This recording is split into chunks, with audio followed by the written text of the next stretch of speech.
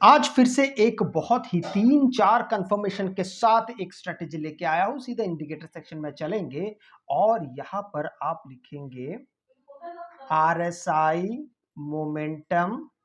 अब जैसे RSI momentum आप लिखते हैं तो आपके सामने एक इंडिकेटर चला आता है, ये वाला RSI momentum divergence by chart prime. इसको आप यहां पर चार्ट पे लगा देते हैं। आप जैसे इसको चार्ट पे लगाते हैं, अब आपके सामने एक बहुत ही ज्यादा शानदार इंडिकेटर आपके सामने आया। सबसे पहले हम यहाँ पे थोड़ा सा मुआयना करेंगे इस जोन का कि यहाँ पर आरएसआई डाइवर्जेंस क्या कहता है, किस तरीके से ये बन रहा है। आइए एक बार इसका सैर कराते हैं।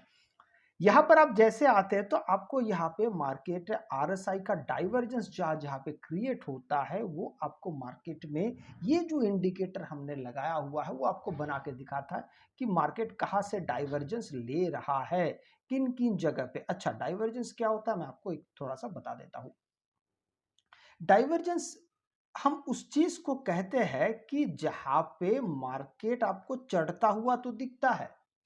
आप अगर थोड़ा सा ध्यान यहाँ पे देंगे तो मार्केट यहाँ पे कुछ चढ़ता हुआ दिखाई दे रहा है, पर आरएसआई मोमेंटम इंडिकेटर आपको ये कह, आरएसआई मोमेंटम क्या कह रहा है कि यहाँ पे नीचे उतर रहा है। आप ध्यान से देखिए, इस जगह पे आप ध्यान से देखते तो मार्केट ऊपर की तरफ जा रहा है, यहां पर आप देखते तो मार्केट नीचे की तरफ जा रहा है। बस इसी को ही हम कहते हैं डाइवर्जेंस। और ये तब होता है जब मार्केट में आगे आने वाले कुछ देर के अंदर मार्केट यहाँ से बेरिश होने वाला है। ये तुरंत नहीं होता, ये डाइवर्जेंस क्रिएट होने के साथ साथ तुरंत उस वक्त ये नहीं होता है, थोड़ी देर बाद मार्केट इस चीज का मुआयना करता है। अब ऊपर की दिशा में हम चलेंगे और यहां पर क्या हो रहा है इन सब चीजों को एक बार देखेंगे। चूंकि मैंने आपको पहले बता दिया कि डाइवर्जेंस क्या है, और अब यहां पर आपका एक बार मैं जरूर ध्यान चाहूंगा कि यहाँ पे मार्केट क्या कामकाज कर रहा है। यहाँ पे अगर आप देखेंगे तो डाइवर्जेंस क्रिएट होने के बाद यहाँ पे मार्केट आपको सिग्नल्स भी दे रहा है कि मार्केट यहाँ से बेरिश होने वाला है या जो भी चीजें हैं। अब हम यहाँ पे क्या क्या कर सकते हैं, हमारी एंट्री कहाँ पे होगी, सबसे पहला प्रश्न आपके मन में यही आ रहा होगा। अच्छा, यहाँ पे आप जो बेयर का जो सिग्नल देख रहे हैं, हम उस सिग्नल पे कतई ही एंट्री नहीं करने वाले हैं। इस बात को सबसे पहले आप अपने जहन में डाल दीजिए, क्योंकि आपको पता ही है कि हम सबसे ज्यादा बड़ी ईमानदारी के साथ सबसे ज्यादा भरोसा करते हैं प्राइस एक्शन पे, और साथ में हम लेते हैं इंडिकेटर का सहारा। जब इन दोनों को मिला देते हैं तो हमारे पास एंट्री और एग्जिट के लिए बहुत अच्छे तौर तरीके बाहर निकल आते हैं। अब देखने और समझने वाली बात यह है कि जैसा ही कोई डाइवर्जेंस क्रिएट होता है तो यहाँ पे एक हॉरिजॉन्टल लाइन यहाँ पे ड्रॉ होना शुरू होता है। जहां पे ये बेरिश का सिग्नल बनता है तो उसी के साथ, उसी कैंडल के हाई के साथ साथ एक देखेंगे आप, एक ये डॉट डॉट जो आप देख पा रहे हैं, एक लाइन, ये लाइन बनना क्रिएट हो जाता है। हमारा एंट्री तब बनेगा जब इस लाइन के पास, एक बार तो ये बेयरिश फॉर्मेशन आ गया है, इसके बाद दोबारा जब मार्केट इस लाइन के पास आके कोई आपको यहाँ पे बेयरिश फॉर्मेशन करेगा, बेयरिश आपको यहाँ पे एक पैटर्न बनाएगा, तब जाके ही हम यहाँ पर एंट्री के बारे में विचार करेंगे। जैसे कि यहाँ पे बेयरिश फॉर्मेशन हो चुका है, होने के बाद फिर यहाँ पे एक लाइन क्रिएट होना, एक हॉरिजॉन्टल लाइन क्रिएट होना शुरू हुआ।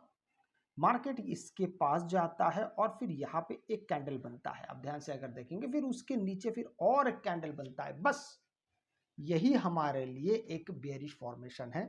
प्राइस एक्शन के मुताबिक यही वो जगह है जहां से हमें एंट्री करनी है। स्टॉप लॉस बिल्कुल इस कैंडल के ऊपर होगा, बड़ा ही आसान तौर तरीका है। अब यहां से जैसे आप एंट्री करते हैं तो अब मार्केट देखिए धीरे धीरे धीरे यहां से देखिए कितने शानदार तरीके से कितना सारा मार्केट यहां से नीचे चला आया है। अब ये दोनों तरीके से आप यहाँ पे कर सकते हैं, या तो आप मार्केट के साथ साथ बह सकते हैं या आप पहले से डिसाइड कर सकते हैं कि आपका टारगेट क्या होना चाहिए। एक स्टैंडर्ड टारगेट की अगर हम बात करते हैं तो 2:1 एक स्टैंडर्ड टारगेट आप उसको ले सकते हैं। ये हो गया हमारे कॉल साइड की बात है। अब पुट साइड की बात है। अब हम बात करते हैं कि कॉल साइड में आप क्या कैसे करेंगे। आप यहाँ पर थोड़ा सा अगर आप ध्यान केंद्रित करते हैं तो यहाँ पर आप देख पा रहे हैं कि यहाँ पे एक बुल का एक्शन बना था, एक सिग्नल यहाँ पर आया था। पर हुआ ये कि जैसे ही ये सिग्नल बनता है, मार्केट यहाँ से ऊपर चला गया, दोबारा रिटेस्ट के लिए आया नहीं। और हमारे लिए रिटेस्ट बड़ा इंपॉर्टेंट है, क्योंकि हमारा पूरा एंट्री का जो प्रारूप बना हुआ, जो स्ट्रक्चर बना हुआ है, वो रिटेस्ट पे ही बना हुआ है। बड़ा सिंपल सा यहाँ पे मेथड है।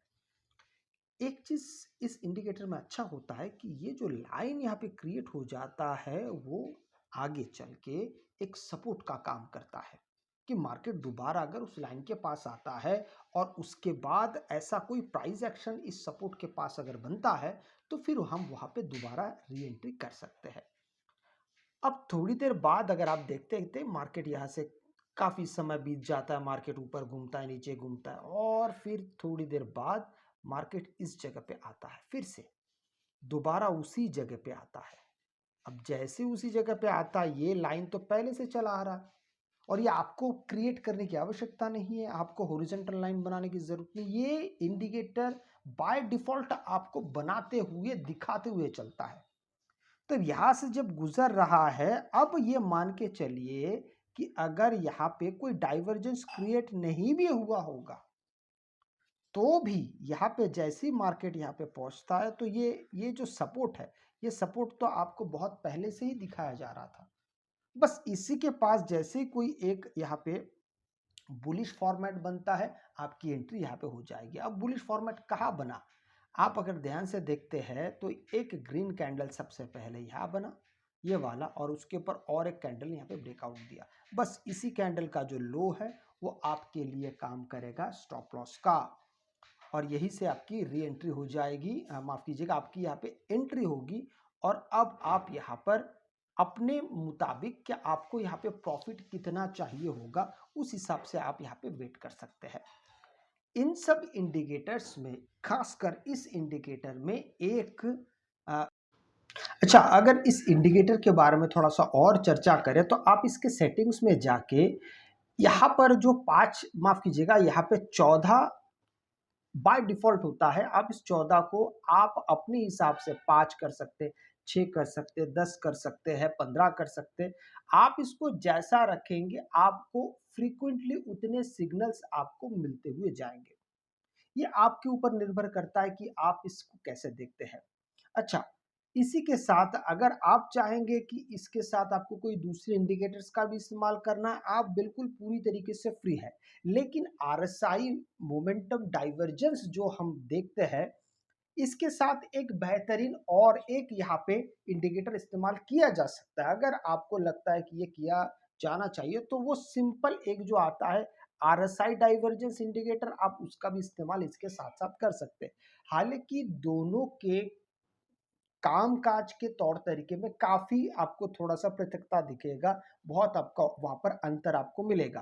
तो इस चीज का भी थोड़ा सा आपको उसके साथ साथ ध्यान भी रखना पड़ेगा आपको। अगर आपको ये वीडियो अच्छा लगे, तो लाइक शेयर सब्सक्राइब जरूर कीजिएगा। आपसे मैं अगले वीडियो मिलता हूं, तब तक के लिए जय हिंद।